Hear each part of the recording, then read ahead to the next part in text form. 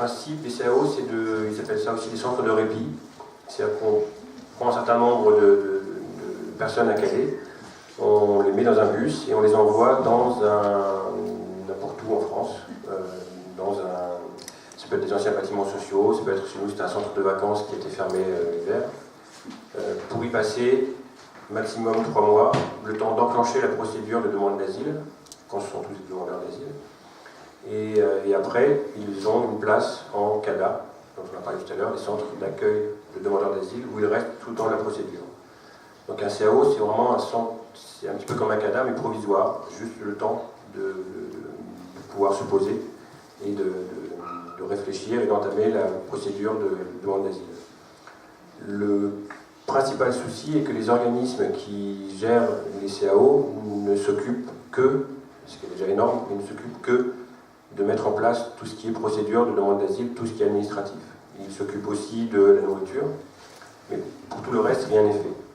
Et ce qu'on constate, c'est que les centres d'accueil, les CAO en France, où il n'y a aucune asso ou aucun citoyen qui se mobilise pour travailler à l'intégration, etc., ça marche très très mal.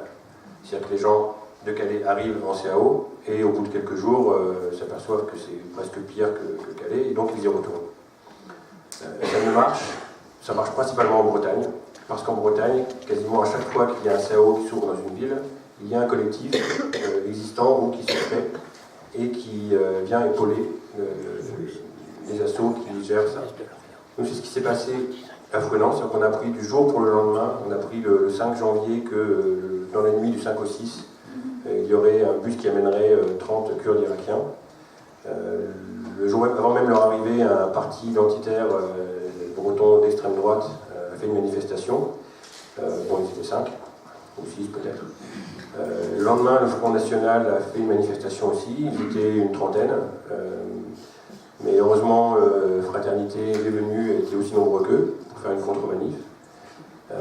Du coup, on a aussi appris, nous, que la mairie recevait, alors que le maire n'est absolument pas au courant, il n'a pas son mot à dire quand un CAO s'installe dans cette ville. Donc le maire, qui n'était pas du tout pour, n'a pas eu le choix, il a dû accepter. Mais le Front National a quand même fait une manifestation et demandé à la mairie d'exprimer, etc.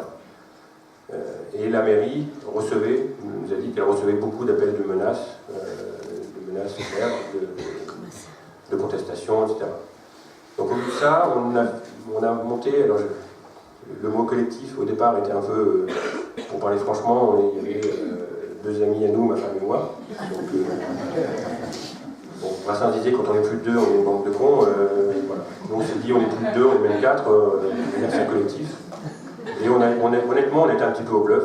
On a dit, voilà, on a un collectif, on va monter une manifestation. On a évidemment fait marcher beaucoup d'inter-associatifs, moi par les LDH, par toutes les assos qu'on connaissait, jusqu'à Brest, Rennes-Vaud-Brest, etc. Enfin, plein d'assos ont vraiment joué le jeu et sont venus, et on était 400.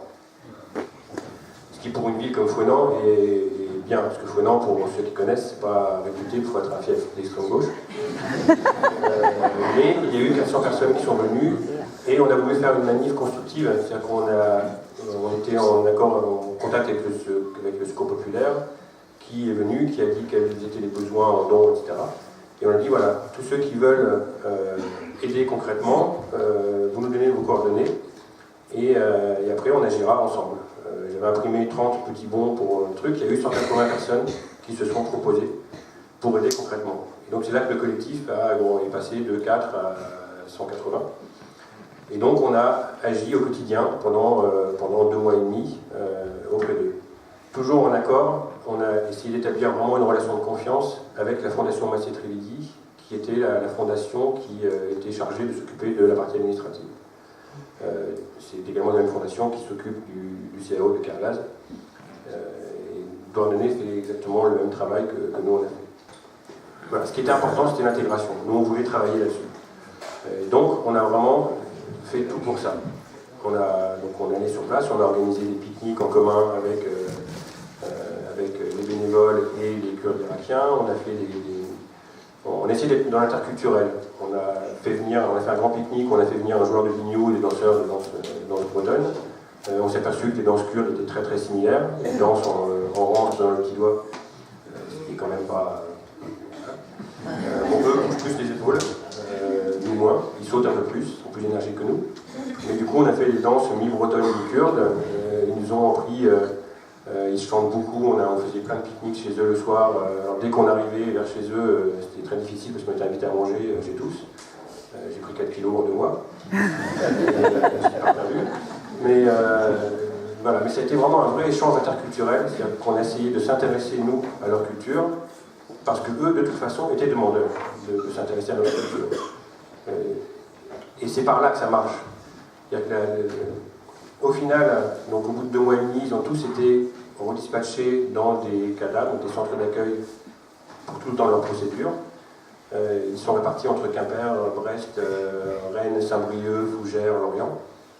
On continue de les suivre, ça, on pensait que notre mission durerait 2 mois et demi, mais on s'aperçoit que quand on a tissé des liens, voilà, on ne peut pas les couper du jour au lendemain. Mais en tout cas, après moi j'en ai discuté avec Maya Conforti qui s'occupe de l'élevage des migrants à Calais, qui elle voit partir les gens. Et on a discuté, elle m'a dit, mais je ne comprends pas, de tous les CAO qu'il y a en France, de tous les CAO qu'il y a hors de la Bretagne, quasiment au moins la moitié des personnes reviennent finalement à Calais. En Bretagne, le taux de retour à Calais est quasi nul. Nous, il n'y en a aucun qui retourne à Calais, sauf un, mais pour des raisons autres.